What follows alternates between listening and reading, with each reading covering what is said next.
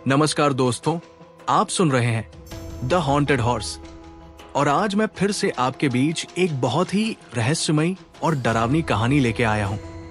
पर उससे पहले अगर आप चैनल पर नए हैं तो जल्दी से चैनल को सब्सक्राइब कर लें।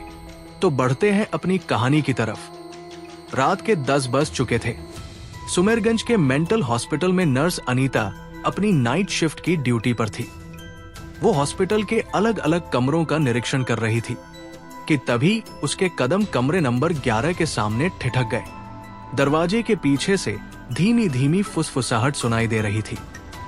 उसने धीरे से दरवाजा खोला तो देखा कि बिस्तर पर बैठी एक लड़की दीवार को टकटकी लगाए कुछ बड़बड़ा रही थी। अनीता के मन में एक अजीब सा भय उत्पन्न हुआ। हालांकि वो नर्स थी और मानसिक रूप से अस्वस्थ मरीजों का ये व्यवहार उसके लिए नया नहीं था, मगर ये उसका इस हॉस्पिटल में पहला दिन था। रात के सन्नाटे में खिड़कियों पर टकराती हवा की आवाज माहौल को और भी डरावना बना रही थी। अनीता ने हिम्मत जुटाकर जैसे ही कमरे में कदम रखा, वो लड़की अचानक जोर जोर से हंसने लगी।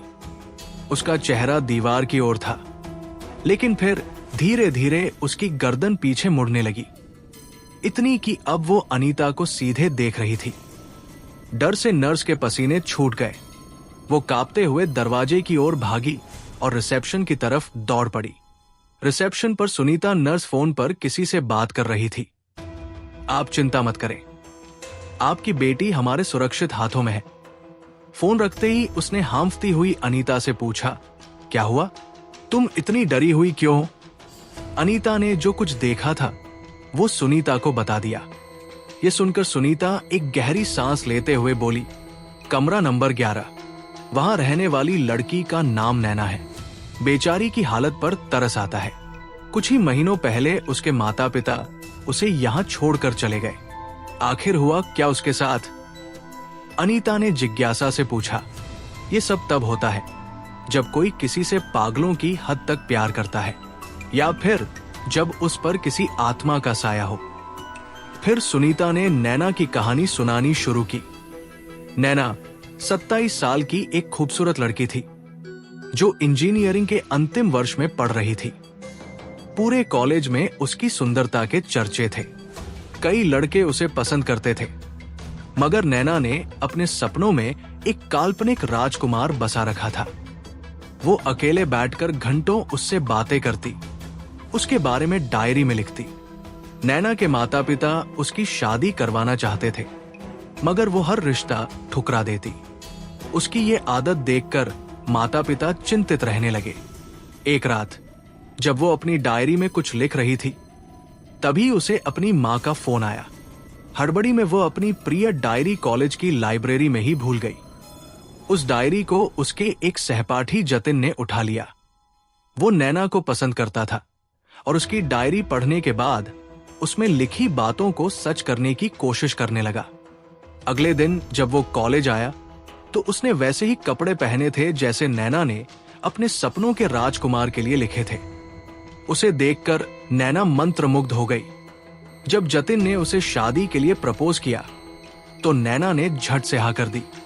शुरुआत में सब ठीक था, मगर धीरे धीरे जतिन का प्यार जुनून में बदलने लगा।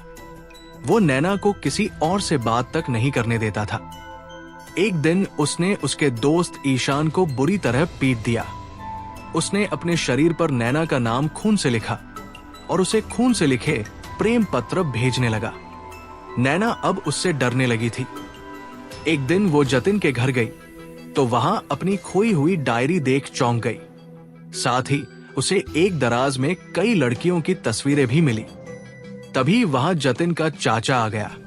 उसने बताया कि जतिन बचपन से मानसिक रूप से अस्थिर है। वो सिर्फ खूबसूरत चीजों को इकट्ठा करता है और जब कोई चीज पुरानी हो जाती है तो उसे मिटा देता है। मतलब इन तस्वीरों में जो लड़कियां हैं वे अब। नैना कांपते हुए बोली, मुझे नहीं पता, चाचा ने कहा। पर जतिन की हर गर्लफ्रेंड एक दिन अचानक गायब हो जाती थी। नैना को अब समझ आ गया था कि जतिन के साथ रहना उसके लिए कितना खतरनाक हो सकता है। वो घर भाग आई और अपने कमरे में खुद को बंद कर लिया। उसी रात अखबार में खबर आई कि एक युवक ने अपनी बिल्डिंग से कूदकर आत्महत्या कर ली। तस्वीर में जतिन था। ये देखकर नैना सुन्न रह गई। वो अब न किसी से मिलती न कॉलेज जाती, बस अपने कमरे में बैठी दीवार को घूरती रहती और बुदबुदाती, मैंने कुछ नहीं किया, छोड़ दो मुझे, जतिन प्लीज छोड़ दो।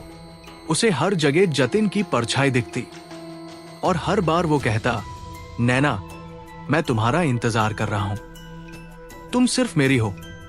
सुनीता की कहानी सुनकर अनीता के रोंगटे खड़े हो गए। तभी अचानक पूरे हॉस्पिटल की बत्तियां जलने बुझने लगी। फिर अंधेरा छा गया। डर से कांपती अनीता ने अपने मोबाइल की टॉर्च ऑन की और सुनीता को पुकारा, मगर कोई जवाब नहीं मिला। तभी उसकी नजर टेबल पर पड़े एक नोट पर गई। अनीता, मुझे अचानक कहीं जाना पड़ रहा है, तुम्हारा फोन नहीं लग रहा था, इसलिए ये संदेश छोड़ रही हूं। 1 घंटे में लौटूंगी। नोट पढ़कर अनीता की सांसें तेज हो गई। वो डर के मारे इधर उधर देखने लगी। तभी उसे एक कोने में एक परछाई नजर आई।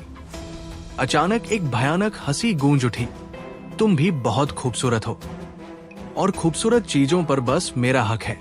अनीता ने कांपते हुए उधर देखा। वहां जतिन की आत्मा खड़ी थी, चेहरे पर वही टेढ़ी मुस्कान। और ये कहानी यही समाप्त होती है। तो आप लोग कमेंट करके बताना कि आपको ये कहानी कैसी लगी। और अगर आपके पास भी ऐसी ही कोई कहानी है जो आप मुझे भेजना चाहते हो तो मुझे ईमेल करना और मैं उसे जरूर सुनाऊंगा। तो अब जल्दी से चैनल को सब्सक्राइब कर लो